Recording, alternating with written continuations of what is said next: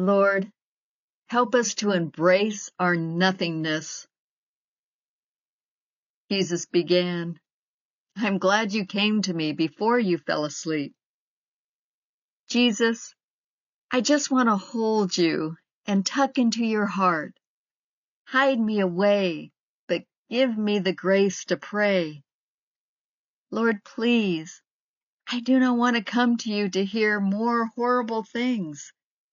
I only want to disappear in your heart and cling to you with all my little strength. Oh God, have mercy. I come to you in gentleness, tenderly, taking great care in how I speak to you and what I tell you. Claire, you are my little girl, but you are also a prophetess, and your voice must be heard. There are so many little ones in the world that struggle with the same burdens. You could try to be big and bad, but you are just so pitiable in your littleness. You are just the way I like you. Your fragility draws forth my boundless love and support. I never ever wanted you to become a big deal, someone of importance. Rather, I wanted a little one by my side. Your hunger for holiness has opened a treasury of graces to draw you into the littleness that so suits you. The tinier you become, the more you shine.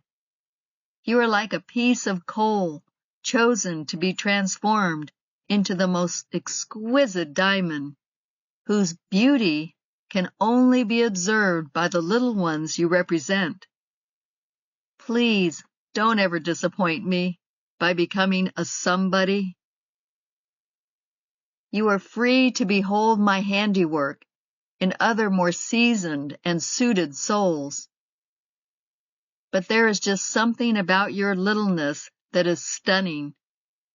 I want the world to see this tiny diamond that easily transforms a cold, hard room into a quiet, sparkling joy, ready to shed its radiance on everyone.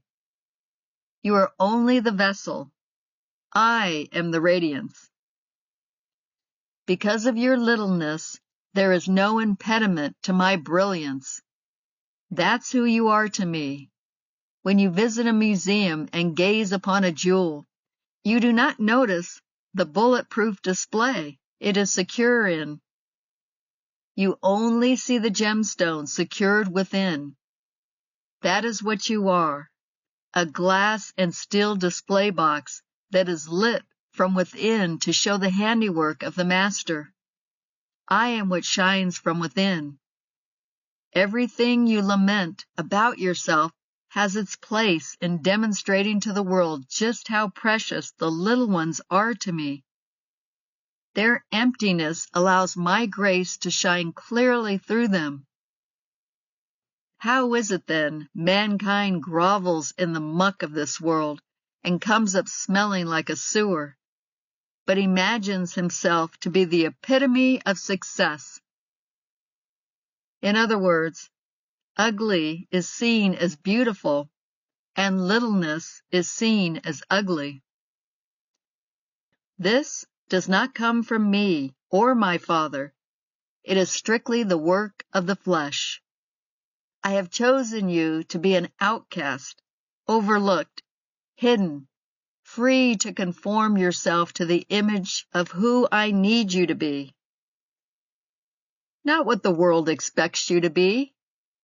So I am crafting you into the littlest of the little, where you permit me to shine and take nothing for yourself.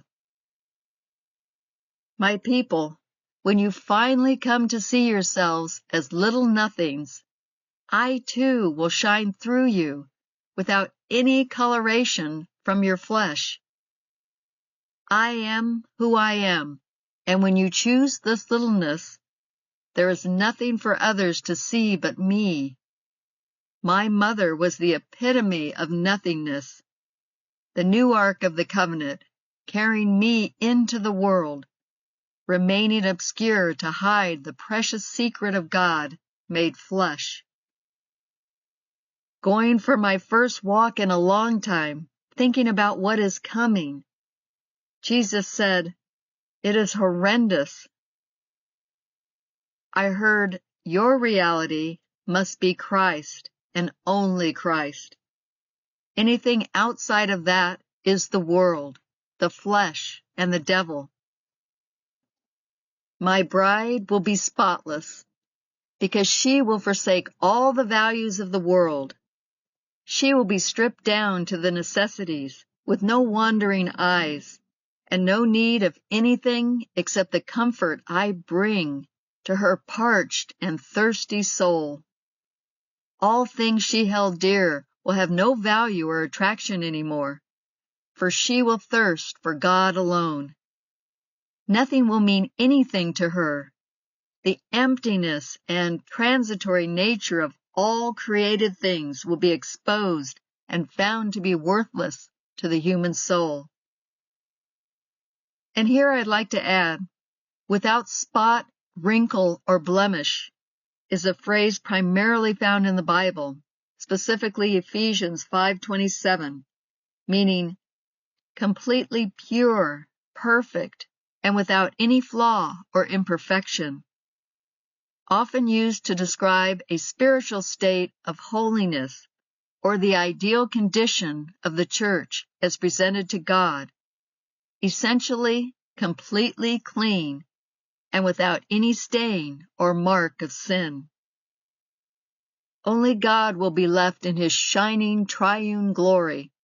We will behold him, swim in him, have all our being and worth in him alone, for he alone is worthy. Now we are entrapped in the shallow values of this world, the superficial coming and going trappings of life in a body. But when the body is taken from us, we will see our true worth, our true reality, the very essence and source of life. And we shall behold him in his glory, totally oblivious to those things that mattered so much to us only yesterday.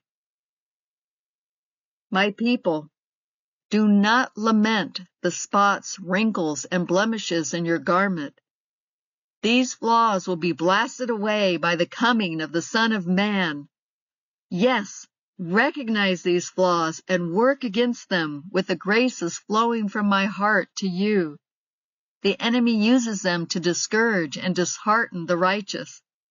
But you do not have to buy into his narrative and lose hope of ever becoming who you were meant to be, and in my eyes, who you already are, for I have liberated you from the sinful life of your past, and all has been restored. It is only for you to grasp that truth and walk in the reality of that light that remains for you to do.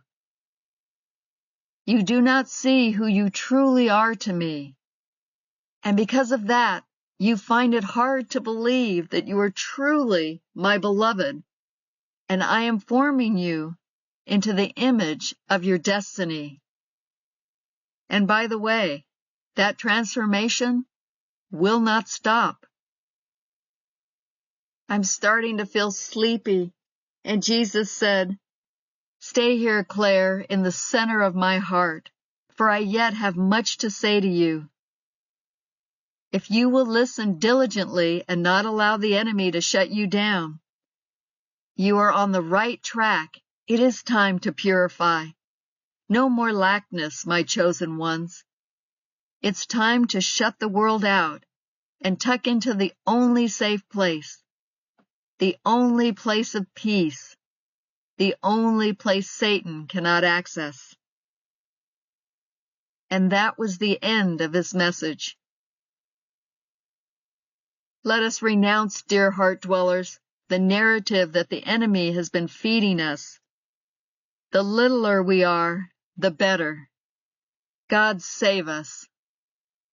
Amen.